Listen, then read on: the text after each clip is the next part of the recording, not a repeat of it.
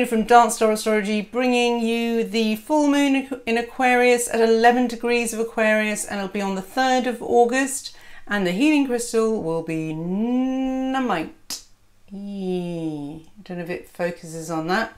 Anyway, this is just a quick introduction because the full 30 minutes will be on Patreon, so please join me on Patreon for that, but I will give you a sneak preview of it the first 10 minutes. Oh yes, just some updates. The website is looking really good. I've finally finished the home page, and it's looking really nice, so come along to have a look at that. And the next topic I think I'm going to be covering is the red-pilled celebrities. I'm really impressed with Robbie Williams. He's been interviewed by Anna Breeze on her channel, and very wise guy. And also Mel Gibson and Elijah Wood have said some things that I never realised that were very insightful into the Hollywood side of things. I won't go into that too much because I don't think YouTube would like me to. Anyway, so all that and more will be dealt with on Patreon, but until then, enjoy the artwork, enjoy the aquarium vibe, and I've lost the red in my hair. It rinsed out, so now it's a weird orange, but I think I'm going to... The secret is henna with indigo, so that's the next hair experiment. But until then, thanks for listening. Namite. Bye. Hi, this is Marina from Dance Star Astrology, bringing you the full moon in Aquarius at 11 degrees. It will take place in Aquarius Decan 2 on August the 3rd. So what are the 6 important factors of this moon that I'll be covering? The first one, yes, it will take place in Decan 2 of Aquarius, which I called stately ducks and professional cranes because of the crane, the bird that stands on one leg and what is a very watchful duck, type of duck. The full moon will be on Albani, which is in the left hand of the water bearer of Aquarius. And it will be square Uranus. So this will be interesting because it's like a T-square, because obviously with the full moon, the moon is opposite the sun. Then we also have a Mercury opposite Saturn going across at 27 of Cancer and Capricorn as well. I mean, it's not tied in with the moon, but it is part of the energy that's coming with this full moon. Number 5, the moon will be in the 22nd lunar mansion, which is called, okay, here we go, Sad al-Darbi. I don't know if that's right, but anyway, it's translated into English is the lucky one of the slaughterers. What a weird title. And number 6 is the full moon tarot card is the 6 of Swords. So 6-6. So also the second face of Aquarius. Let's have a look at what the Picatrix says about it, just to kick us off. And this is why I used a king in the illustration for this, and he's actually one of the Plantagenets. He was quite a nice geezer, so I thought I'd stick him in. Anyway, so it's a face that looks like a king who permits much to himself and abhors what he sees. This is a face of beauty and position, having what is desired, completion, detriment and debility. Strange, the last two. Well, I think that may be because the sun is in its detriment in Aquarius normally, but it's not this time because the sun's in Leo. So the moon is in Aquarius with this one. So we have a kind of weird opposite thing going on where the energy is very Aquarian, yet we're in the season of Leo. And obviously, you know, whenever there's a full moon, it's going to be in the opposite sign to the season. But with this one being square Uranus as well, it definitely brings up conflict and rebellion. So let's see what the 22nd lunar mansion actually stands for. Now I'm looking at these as well because I think it gives us just more layers of detail to what the energy for the full moon is, and they took them pretty seriously, the Arabs. So This moon takes on a great burst of speed and energy. The image of this mansion is reminiscent of the god Hermes and Roman Mercury, the swift messenger of the gods with his helmet and winged feet. Well, this is interesting as well because of Saturn being opposite Mercury as well. It's almost like it's trying, I mean, there's like negativity in thinking, and I will talk about this later, but I'm starting to see a lot of just normal people saying this is really dark and this isn't right, and they're not digging the mask wearing at all. And what is Saturn opposite Mercury but mask wearing, you know, being muzzled? So yes, to continue, this is a mansion of speed, but also a mansion of escape. When it appears, it means that we may soon receive a message for the answer to our queries, so good for doing tarot cards at this time, and also signifies the end of an illness. Now, I bolded this out because I just think, does this mean the end of this whole CV charade? Yeah, the end of an illness and the onset of recovery, or may indicate that we are escaping from an undesirable situation.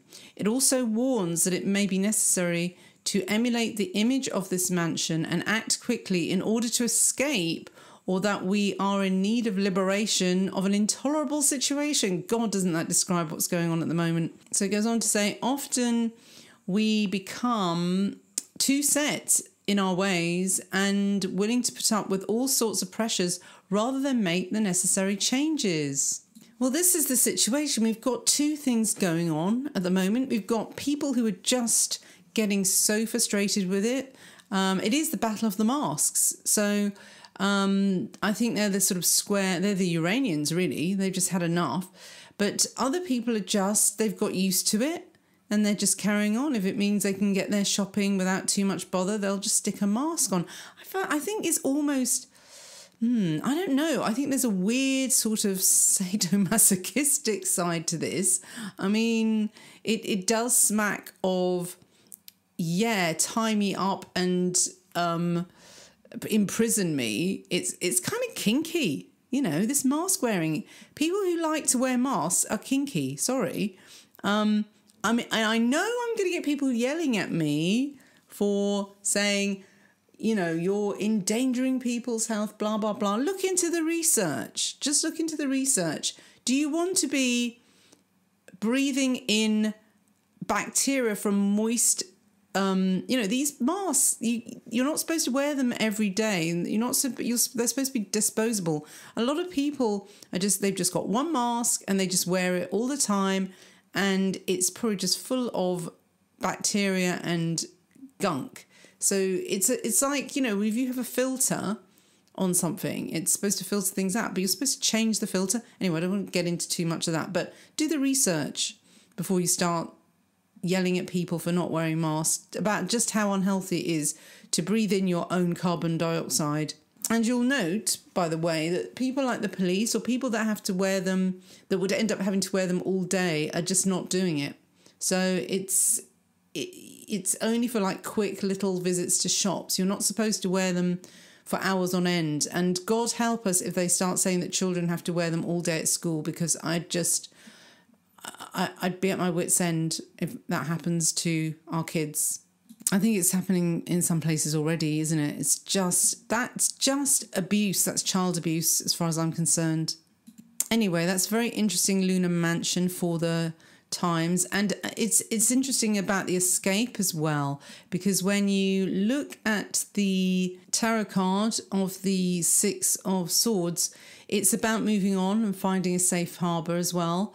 It suggests moving away from turbulent times to a time that is more stable. And there's also a feeling of being protected.